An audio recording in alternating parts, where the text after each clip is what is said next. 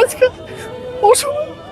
আমাদের সন্তানেরা এখন কোনো জায়গায় চাকরি পাচ্ছে না, কোনো জায়গায় আমাদের সন্তানেরা দাঁড়াইতে পারতেছে না। আমাদের জীবনটা খুব কষ্টের কাছে চলে যাচ্ছে। আমাদের কোনো রকম মানে সম্মান নাই, এখন আমাদের সম্মান হানি করে দিছে। আমরা জীবনযাপন করছি মানবতা খুব কষ্টের। আমাদের জীবনে এরকম ঝড় একটা অযথা চাপাই দিছে। আমাদের যেন প্রতি আর অন্যায় না করা হয়, আমরা যেন আর অন্যায় শিকার না হই। আমাদের কেন বিচারটা দীর্ঘায়ী করতেছে, আমাদের বিচারটা কেন হচ্ছে না, কেন আমরা পেনশন পাচ্ছি না, কেন আমরা চাকরিতে যোগদান করতে পারছি না, এটি আমাদের সরকারের কাছে জোর দাবি। ৭৫ সালে চাকরিতে যোগদান করেছিলাম, এই পর্যন্ত চাকরি করে আসতেছিলাম। আমাদের উপরে যে বিডিআর হত্যাকাণ্ড ঘটনাটা ঘটাইছে সরকার, বিগত সরকার, এটা একটা ষড়যন্ত্র। আমরা ষড়যন্ত্রের শিকার। আমাদের সঙ্গে যে অন্যায়টা করা হয়েছে এটা বিরাট অন্যায়, এটা খুবই অন্যায়। এই অন্যায়ের শাস্তি আমরা এখনও পাচ্ছি। আমরা দেশ রক্ষার জন্য চাকরিতে যোগদান করছিলাম এবং আমরা চাকরিতে থাকাকালীন আমাদের দেশের 1 ইঞ্চি মাটিও ভারত আমাদের কাছে নিতে পারেনি। তার কাটা বেড়া নিয়ে বিভিন্ন জায়গায় আমাদের সীমান্তে গণ্ডগোল হয়েছে, গোলাগুলি হয়েছে, কিন্তু তার কাটা বেড়া আমাদের জমিতে দিতে পারে নাই। 150 গজ বাদ দিয়া তার কাটা বেড়া দিতে হয়েছে।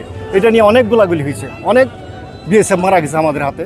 কিন্তু তারপরেও বেলুনিয়াতে অনেক বিএসএফ মারা গেছে, নোয়াখালী বেলুনিয়াতে বড়ইবাড়ি ঘটনায় অনেক বিএসএফ মারা গেছে আমাদের এই বিডিআরের হাতে। এই সমস্ত কেন্দ্র করে ভারতকে খুশি করার জন্য আমাদের উপরে এই অন্যায়টা চাপাই দিয়েছে। আমাদেরকে পরিকল্পিতভাবে হত্যাকাণ্ড ঘটাইছে এবং আমাদের অন্যায়ভাবে অপরাধী সাজানো হয়েছে। আচ্ছা, ওই ঘটনার দিন আপনি কোথায় ছিলেন? আমি ছিলাম, পরবর্তীতে আপনার জেলখানায় সময়গুলো কেমন কাটলো? আমি ওই সময় ছিলাম মারিশা 9 রাইফেল ব্যাটালিয়ন। এরপরে ওই রাঙ্গামাটি জেলখানায় ছিলাম। তারপরে কিছু সময় আমরা ওখান থেকে ট্রান্সফার হয়ে শেরপুর জেলে ছিলাম। আমাদের জীবনগুলি কাটছে খুবই কষ্টে, খুবই দুঃখের। এখন মানবতা জীবনযাপন করছি। আমাদের সন্তানেরা আজকে অসময়। আমাদের সন্তানেরা এখন কোনো জায়গায় চাকরি পাচ্ছে না, কোনো জায়গায় আমাদের সন্তানেরা দাঁড়াইতে পারতেছে না। আমাদের জীবনটা খুব কষ্টের কাছে চলে যাচ্ছে। আমাদের কোনো রকম মানে সম্মান নাই, এখন আমাদের সম্মান হানি করে দিছে। আমরা জীবনযাপন করছি মানবতা খুব কষ্টের। আমাদের জীবনে এরকম ঝড় একটা অযথা চাপাই দিছে। আমাদের সন্তানরা ভালো চাকরি পাচ্ছে না, কোনো জায়গায় কোনো আমাদের সন্তানদের স্থান নাই। আমাদের জীবনটা কাটছে অনেক কষ্টে।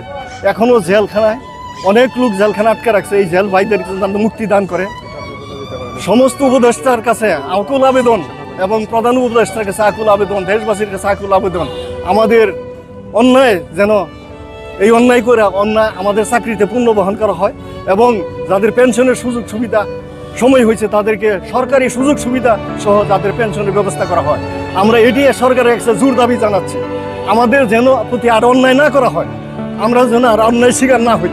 আমাদের কেন বিচারটা দীর্ঘায়ী করতেছে, আমাদের বিচারটা কেন হচ্ছে না, কেন আমরা পেনশন পাচ্ছি না, কেন আমরা চাকরিতে যোগদান করতে পারছি না, এটি আমাদের সরকারের কাছে জোর দাবি।